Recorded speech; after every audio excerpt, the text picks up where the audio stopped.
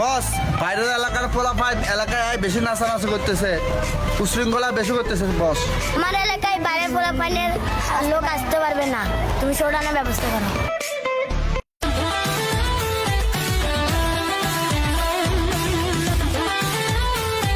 এই তোদেরকে বলছে আমার বসে যাতে এই এলাকায় আর না দেখে, তোরা তোদের এলাকায় যা, এখানে কোনো কোন মিটিং চলবে না, এটা আমার বসের সিদ্ধান্ত।